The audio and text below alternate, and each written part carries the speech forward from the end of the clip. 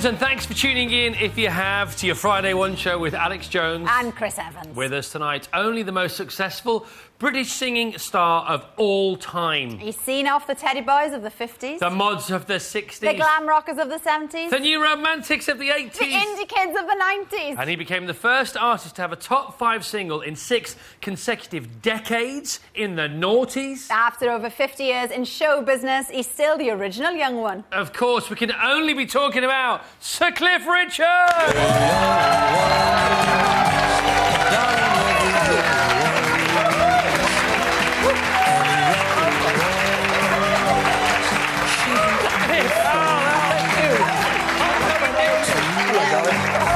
I'm good, thank you. Oh, and now look at that. Now you've got 2 dinosaurs on the show. Yeah? Do you like it? Oh! What do you think of the rest of tonight's audience, Cliff? Give us a wave, everybody. Fantastic. Jam-packed. And now we've got to discuss the tennis. We've got to talk about the tennis, haven't we? I know. You know, I wore a big red tartan jacket to watch Nadal and Murray. Yeah. And, of course, then I had to come here. I know, we're terribly sorry about that. I know. Where did you get this tartan jacket from? It's a Versace, actually. Oh, my goodness me. Yeah, nice. It's a Versace. McVersace. But I mean, you can still wear it someday, somewhere, and I possibly. thought I'd save it for the day, and he's having a tough time at the moment on the court. Yeah, OK. I mean, if you're watching the repeat, you'll know whether he's won or he's lost. He's not looking so good at the moment. That's why we're on the other channel. But it all gets far too complicated, so let's not talk about it. But you've been at Wimbledon today, haven't you? Yeah, I have. I just spent a couple of hours there. I had a photo shoot this afternoon, and then I came here to see you guys. So which match did you see this morning? I saw the Djokovic and... Was it Djokovic and Tsonga? Yeah, and Tsonga. Djokovic and Tsonga. Yeah, good match. And how often do you go every year? Is it every day? Is it every other day? Do you pick and choose? Well, if I can get here for the full 2 weeks, I like to have the whole full 2 weeks. Right. Because as a member of the club, I can go in and sit with all the other members. And I really enjoy that. It's fantastic. And it's a great viewpoint. How did you become a member of Wimbledon? How does that work? Somebody has to die. Oh, no. Who was it in your case? I don't know who it was. I didn't ask. I had to wait for about 4 years. But, you know, I read an article. I thought 4 years didn't seem a long time to me. But I read a story in a newspaper. And this guy said he'd been waiting for 60 years and he assumed he's not going to get it. Oh. So it can be a long time that before they invite you to join. So you'll go and see the girls tomorrow? No, I'm at a wedding tomorrow. Oh, yeah. So I'm going to see some other girls, but I'm going to be at a wedding. Who's getting married tomorrow? Come on, let's say good luck to them. Just a friend of mine and his daughter. He's an Indian guy. They're having a... Well, their weddings last like a fortnight, and I can't do any of the other days, so I'm going tomorrow. I'm giving up on the we've got girls. Kerry on the show later. We've got Kerry on the show later, and of course you're half Indian, quarter Indian, whole Indian? No, I'm non-Indian. I thought you were born in India or something. I was born in India. Ah, there you go. But that doesn't make you an Indian, No. you see. Well, you were just there for the day. I didn't know. I often wish I did, because if you look at Indian people, the guys have great-looking hair. So do you, and great skin. You are Indian, that's the thing, that's the deal there. Now, throughout the show, Cliff, we're going to pepper the show with questions from viewers to you. So here's the first one. Here we go.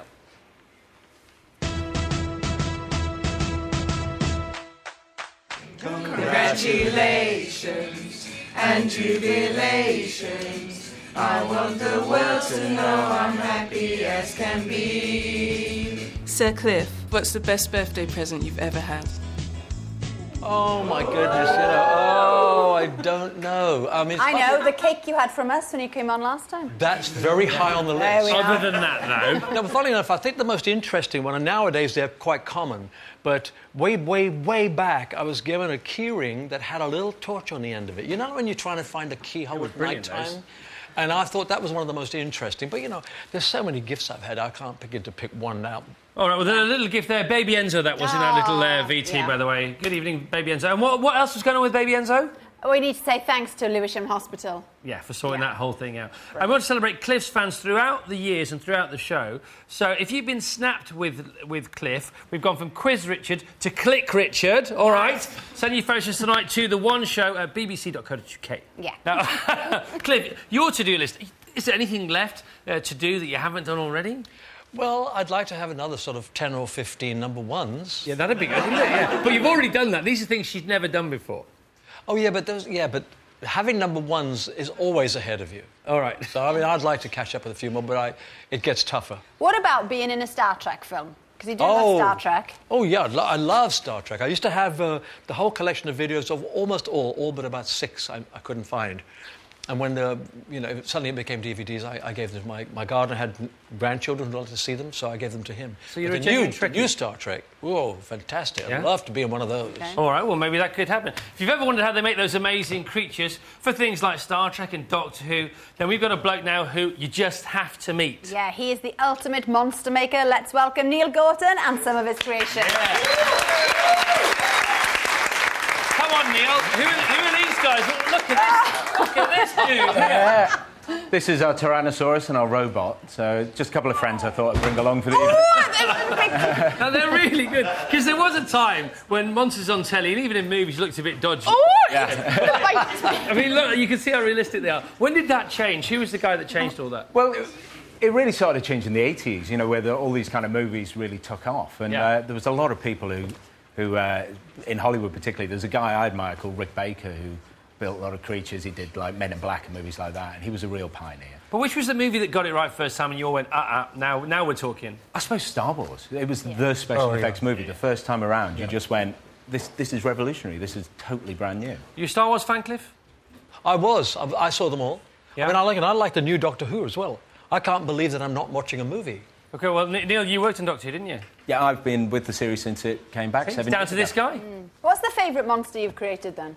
Davros, probably from Doctor Who, just because he was some. When I was a kid in the 70s, I always watched Doctor Who, and Davros was.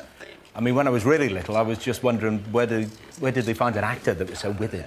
Yeah. You know, and then it dawned on me that there was all this makeup involved, and I absolutely loved the character. So when I got to do him for the new series, it was a dream come true. Yeah, and also, you know, you haven't got, you know, huge multi-million-pound budgets working for the BBC. No. So you did a really good job there, so congratulations. Thank you very much. You know. And here we have Davros. We also have a remote-controlled griller. Yeah, this is another little friend of mine. This is a personal project. We're building all these characters so that they can go out and meet the public, basically. Can Cliff have a go? Cliff, do you want to have a play? This is basically, you've got the mouth.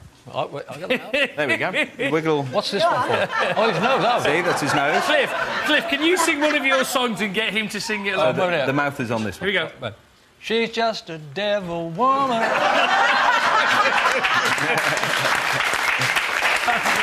Brilliant. Where did you learn then to make all this stuff?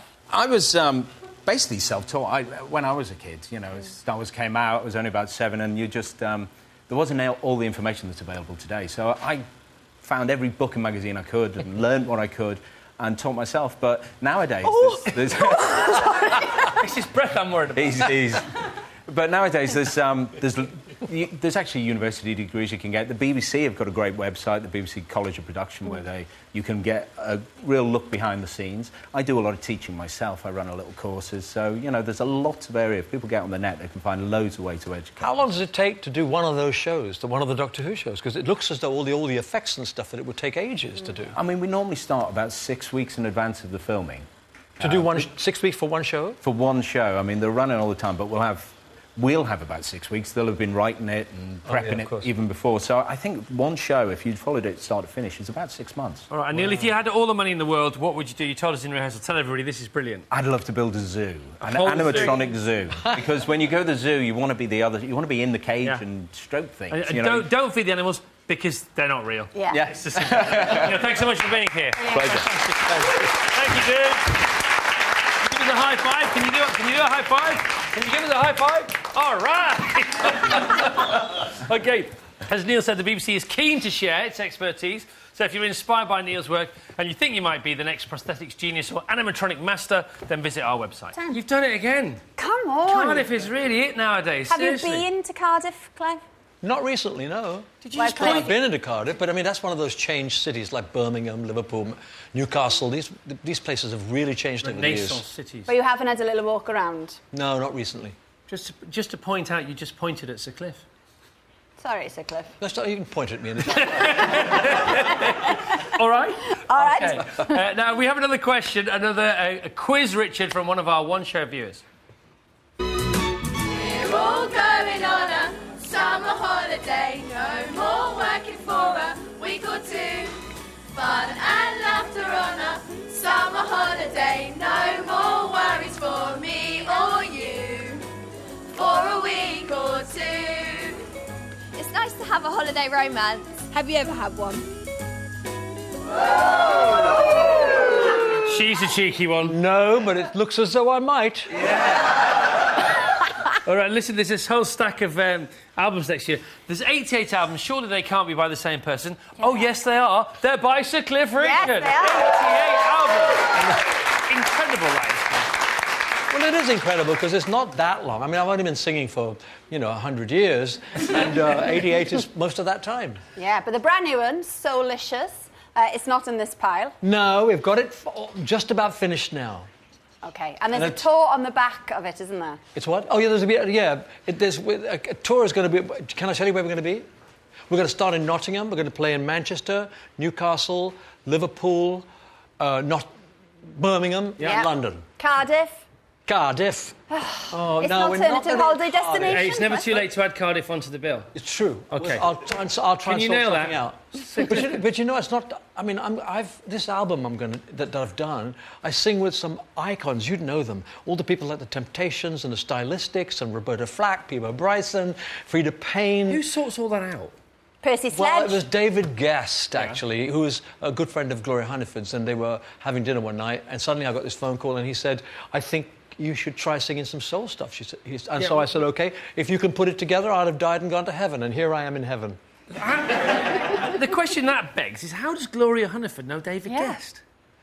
How does anybody know David Guest? I don't know. I don't know. I guess they've met up a couple of times. Gloria likes to do the scene, and, she likes to play the rooms, and I guess she'd certainly meet a lot more people than I ever would. Because I tend to stay at home a lot. Yeah. OK, now, lots of these albums, these duet albums can be done like, when one person's on planet Earth, the other one's on Mars. But here's you at work with one of the big stars.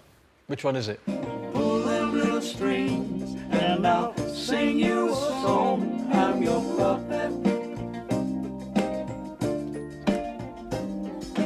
Make me do right or make me do wrong.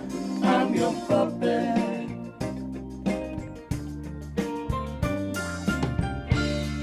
Very nice. Very nice. So that was, of course, you and Percy Sledge in Memphis. How long were you out there for, then? I was in Memphis for about 3 weeks, and I spent a couple of weeks in New York, because Lamont Dozier, the one character there that wasn't Percy Sledge or me, was Lamont Dozier. And he and Holland Dozier and Holland wrote 54 #1 Motown hits and about 120 top 10 ones. And then when I came to New York, I worked with Ashford and Simpson. They produced 4 tracks for me. But Percy was funny because he's such a gentleman. I can't tell you. These people were so nice to me. It was unbelievable. He came in and we said, OK, you're my puppet. He said, oh, I know that one.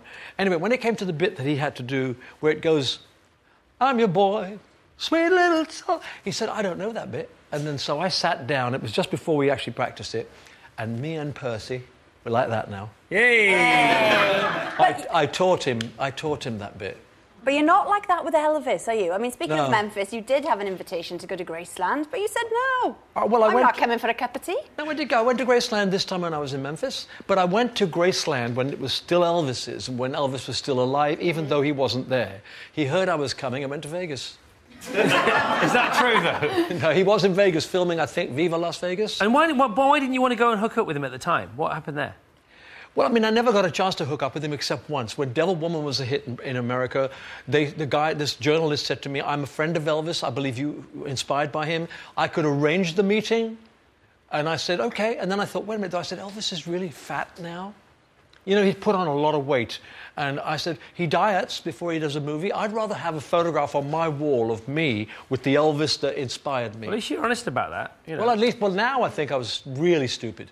Yeah. I would give anything to be able to say, yes, I'm... Hey, Cliff, Yeah. General hindsight never won a war. No, I know. You know that. It's Friday now, and that means food. Jay, what are we tucking into tonight? Tell me, Alex, Chris, how much do you like a curry? Oh, we love a curry. Oh, I love curry. The good news is I've got curries from 5 different countries for you to try in a You moment. can almost smell the curry. Oh, no, You can smell it. Yes, very nice. So what else has been done then about the curry crisis? Well, we were seeing there that you got West Eden College was teaching white British kids to cook Asian food. Up in Bradford, a community college is teaching kids from the Asian community there to cook the food they've been brought up with, because it seems absurd that we bring all our cooks in from Bangladesh and Pakistan and India when we have large communities here here who at least have eaten a lot of that food for a long time. By the way, Cliff is such a pro. He was slightly in your shot. He saw it in the monitor and just moved out. Cliff, I did. he's the greatest guest in the world. He's the guest to keep. Thank you, Cliff. Sir Cliff. I'll I come feel- back every week. Yeah. No, that was more the body odour that bothered me. I washed this week. Jay, Yes. is curry only an Indian thing? No, not all curries are Indian. We have a selection of curries here from all over the world. I have to say, I was laughing as this was being laid out because they said everything will be marked for you. Of course, it's marked with flag. We love a bit of And I'm looking at this thinking, OK, That's the Indian one. yeah, that is the Indian. Now, This is Japanese. let's start over here with the Indian. Where do you think this dish has actually come from? Can we all taste? Yeah, you can. Go on. Yeah, Birmingham. it is. Well, that makes it easy, doesn't it? Yeah, it's a balti. Hang on a And second, let's the be polite balti, here. Here the we are. balti was invented in this country for that's migrants a large from India and Pakistan coming into Birmingham, and they didn't have their families with them, so they needed canteens to eat in. And, you know, the word balti in one language in India actually means, do you know what it means? No. Bucket. Bucket. Bouquet. Yes, bucket. Anyway, let's move around. Well, it's cooked in a sort of bucket thing, isn't it? Well, it's That is served the in a balti. bucket thing. Right, over here, Japanese katsu curry. Right, let's have a taste of that. Curry flavours, curry sauce, was actually, as one story has it, introduced to Japan Blimey, by Cliff, you all right there? the British. I feel like I'm trying to lecture people in the middle of a picnic. Well, to be honest, you brought curry in, right? So, All right, so the British Yeah. brought trade into Japan. Japanese food has been influenced by a lot of places outside of Japan, and it's the Raj bringing food over from India to Japan. It's estimated, one survey, that every Japanese person eats 125 servings of that. Wow. I've got the Yeah. taste now. Have you got the taste? Yeah. Oh, yeah. This was meant to be Indonesia, but I can see that it has the Malaysian flag. I hope that's Well, maybe the they Malaysian just flag. reclaimed it. Fish head curry. Yeah. That's probably an acquired taste. We have some Burmese curries here. We have a duck and potato curry. I have to try and get my fork into that one. Although talking and Oh, eating my. this. They are so different, aren't And they? is this a Thai green one here? It is fine. Not great for the bloke talking about curry to actually have a look. I'm sorry. You put this food in front of me. What's going to happen? From a very good Thai restaurant down in Manor, I'm not going to name it. We have a Massaman curry, which is a really rich, coconutty, beefy curry. They sometimes make it with lamb. And in front of it, a Penang. That's a bit spicy, isn't it, Cliff? These are all beautiful, by the way. These are all I don't know serious. who made Have we got these, any but these are water? beautiful. I do actually know was who good. makes them, and I get Look, these as here my we are. takeaways on Fridays. Thank you very sometimes. much. Thank you. Do you? Yeah, but I'm not Now, naming. Cliff, you look after yourself. You're not controlling. You're more disciplined, but you do say, even though you don't have enough curries nowadays, if you had one more meal on the planet, it would be a curry, wouldn't it? Oh, I think so. I think so. I tend to go for Indian curries, but I've always liked the Thai. That one's very good. It is very spicy. But they're not so much hot. They're just peppery. No, aren't but they? curries don't have to be hot. The chili makes it hot. Yeah, yeah. The curry is really a whole bunch of spices and herbs and stuff. But you're a big Chinese fan because I know a restaurant that you go to on. Well, let's just say it's over there. So Yeah. Down the stairs. Yes. Yeah. Okay, let's leave it. Very Some foodie news, Jay, please. Foodie news. We did a little film a couple of months ago about the growing of meat in laboratories, and would this be a solution to environmental problems through the raising of livestock? Was a report this week. The Dutch say they are 1 year away from the laboratory-grown hamburger. No. Oh. Now, You mean it comes up as a hamburger? well, it basically is laboratory-grown meat. If you can get mean a it's- protein culture, you can grow it. Yeah, but does that mean it's a cow in a room and then they just chop its head off and mince it up? No, it Yeah. doesn't mean that. If it meant that, then obviously that would be not just a hamburger grown in a laboratory, but an entire cow. Well, we'll leave those two chatting. We've got to move on now. Yeah, time now to celebrate our viewers' lives. Take it away, Cliff. Wait, you're talking about Angela Lippin? Yeah. Angela Lippin. That's because I've just had Japanese food. Angela Rippon's Britain. That's Yes, right, come on. yes. Yeah. Now then, did you know that there's a rose called Cliff Richard? Have us a little sip for that. Go on. Yeah, I did know, actually. It's a floribunda type. Have you had loads of roses named after you? No, but there is one, I think, called Summer Holiday. Yeah? There's after the film. Yeah. There's something wrong with this one. Okay, right. We're going to move on. Lovely garden, Judith. Well done. Now, Christine loves to go to celebrities' gardens, and she'd like to go to yours in Barbados, please. Absolutely. Yeah, is that done? When does she want to come? Done deal. Yeah, done deal. Oh, we love it. How big is your garden in Barbados? Just under 3 acres. Wow. But a lot of it's a hill that you can't use. Right, OK, well, she does want to see that. So basically, it's got about half an acre. All right, OK. There we are. OK, well, we asked at the beginning of the show for some pictures of people who'd met you. We've had loads in, and we're not going to do them surprisingly. yet, because we've got a question Aren't we? first from the viewer. Right, OK, Yeah, then we'll have 'cause got a question from the viewer. The pictures go into the picture thing about the Right. peacock. You Okay. remember. OK, here's another quiz, Richard.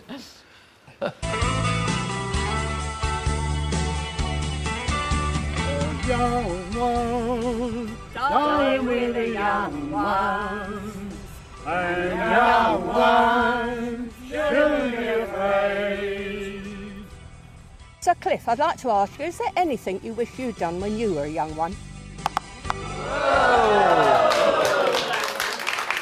Well, you know, I always wished I'd be a singer, and I got that. Yeah.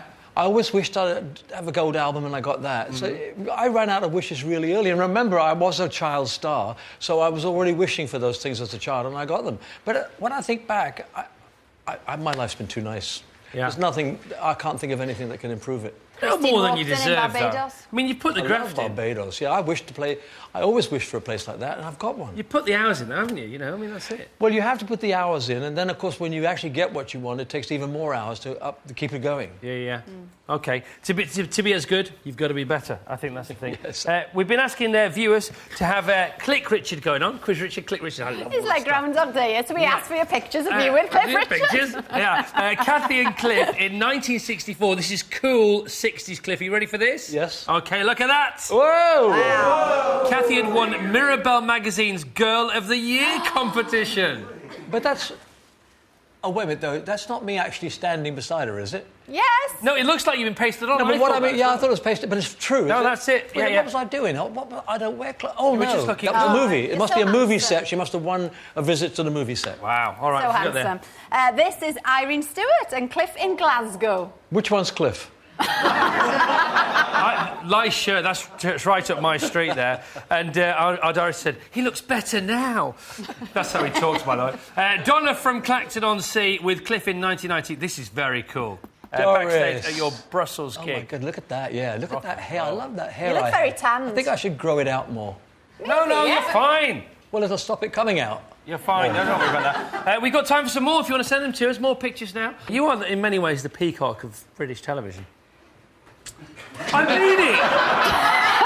Don't you think Alex is beautiful? Yes. There you go. Right, got out of that one. Cliff, we've got another question from the youth, another quiz. Richard, here we go. Got Myself a crying, talking, sleeping, walking, living doll. Got to do my best to please her just 'cause she's a living doll. So, I want to know what satisfies your soul, Cliff. Can we have this audience every week? I think if you're a singer, the thing that really is satisfying is when you do something on stage and then you get that fantastic response from an audience. If you've done it right, you get it double the response. So I think singing satisfies my soul. And, you know, singing with other singers, I've never had the opportunity to sing with others the way I've sang on the new album, because they're all soul singers, and it was fantastic. There you go. That's the perfect That's the answer. answer. It's the other soul singers that satisfies his soul when he's singing with them. Yeah. Yeah, to an audience that claps like and whoops like and whoos like tonight's audience. All right, we've got to admit it. Andy Murray is no longer in Wimbledon. Oh, no! Forget about the blokes. Let's talk about the ladies tennis. Yeah, we've got some more of your photographs with Cliff. Look at cool Cliff here again. Whoa, on the with a bottle. bottle of no doubt his own one, I reckon that is. That's Cliff in the Algarve with Christine Gibson. And a bottle of wine. I think it's your wine. This one is a really nice one. Look at that. It's like a film, isn't it? A rom-com. It is. It's Caroline with Cliff at Caesar's Palace, Luton, in 1989. Do you remember Caroline? I remember Caesar's Palace. Oh, there we are. That is a very cool snap. Sorry, Karen. And now here's the thing. You're not actually in this picture, but Paul Cheshire and all his pals went to watch Summer Holiday, and then they went and emulated it themselves. And this is them on their summer holiday after watching your movie. They all went on that bus? Yeah. Yeah. How That brilliant must have is been a tight fit. All right, well, listen, Cliff, thanks so much for being here. Pleasure, my pleasure. All right, you're going to go to the tennis on Sunday? I will, yeah. I've got to change my costume now, though. Yeah. If Murray's not there, I'm not going Yeah. to wear my Scottish jacket. What are you going to wear instead? I just might go in the beach outfit. I think you're going to say the buff then. Well, listen, good luck with Solicious. Thank you very much. Yeah. Thank you. I'm looking forward to it. That is all for tonight. As Chris says, Cliff's Solicious Tour starts on October the 15th in Nottingham, with gigs then in Manchester, Newcastle, London, Birmingham and Liverpool. And tickets are on sale now, aren't they? They are on sale now. So as far as the tennis is concerned, you know, Britain is out completely. So hang on a minute. What are we going to do? I know. I've got it. Come on, David Hay! Next week, we've got Tony Bennett, Karen Brady, John Barrowman and Steve Martin. Have a brilliant weekend. Bye. Thanks to